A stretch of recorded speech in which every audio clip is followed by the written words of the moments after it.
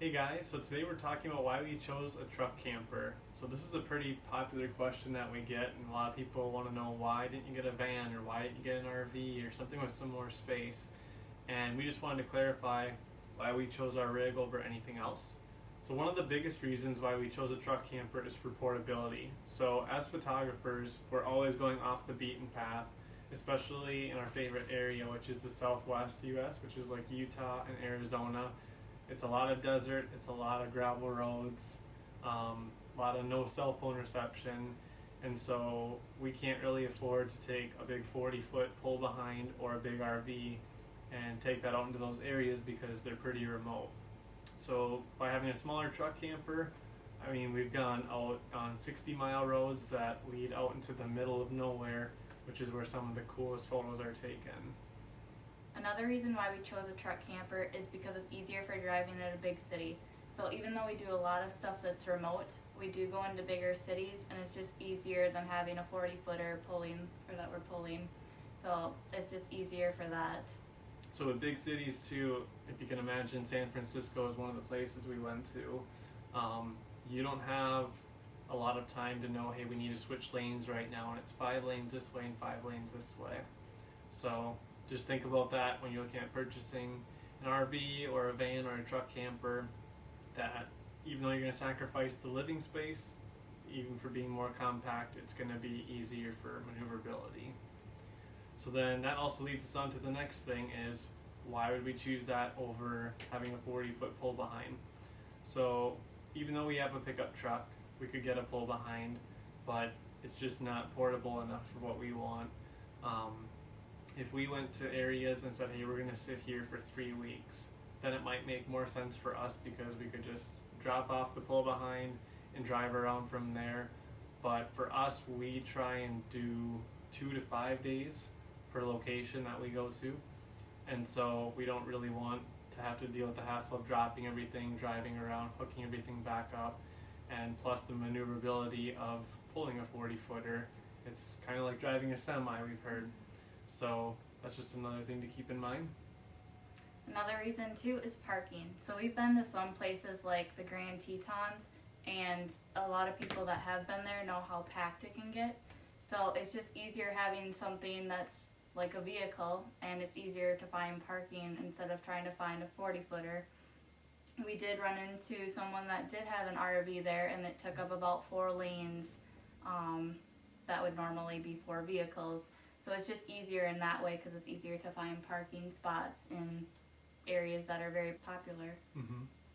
So another topic too is boondocking. So for those of you that don't know what boondocking is, it's essentially free camping. So one thing that we pretty much love about traveling is that out of our last trip, which was 94 days, 90 of those 94 were free camping nights. So that saves on a ton of expense for us. A lot of people that have big RVs have to always go plug in somewhere. They have to have power. And with our small truck camper, we can find all these free campsites across the US on freecampsites.net. And when we go to those boondocking locations, we don't pay anything.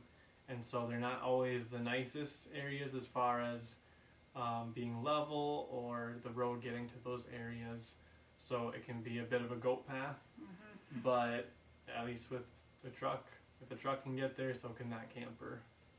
So another thing too is that we do stop often when we're driving. So just having the truck camper, it's easier for stopping quick, getting a bite to eat, getting something out of the back that we might need, such as warmer clothes or any of our, gear or anything like that. So it's just easy, it's quick and convenient for us. Mm-hmm. So if you can think about stopping at a gas station and we got to gas up, we can also say, hey, let's just jump in the back quick, grab a sandwich, and then get back on the road so we can get to our next destination. Mm-hmm. So when we were looking to purchase a camper, we were trying to figure out if we could use our existing truck or if we need to upgrade to a 3/4 ton or a 1-ton truck, or if we didn't even want to get a truck camper and we wanted to go with a van or something else. And with our Palomino HS750, we figured out that it would work just fine for our 1/2 ton because it would be right at the maximum payload capacity of our truck.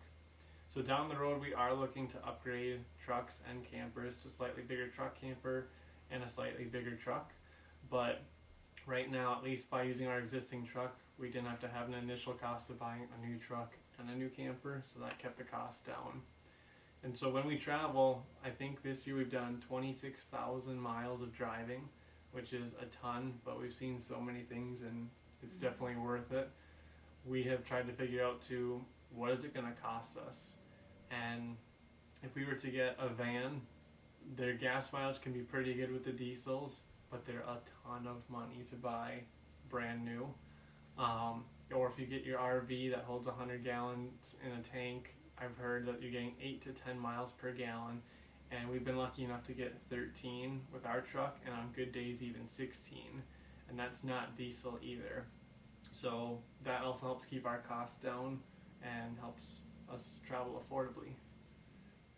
So yeah, we could have gotten a van. That was one of the options that we were looking at, but we decided not to for another reason, because we can use the truck when we're not, on the road traveling. And it's just great for hauling things when we need to, and also just, for daily life. And then another thing too is that having the truck camper is a quick unload and load.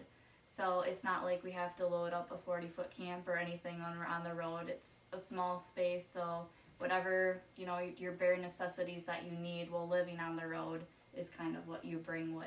Plus, when you actually talk about loading and unloading off the truck, I think it takes us 15 minutes.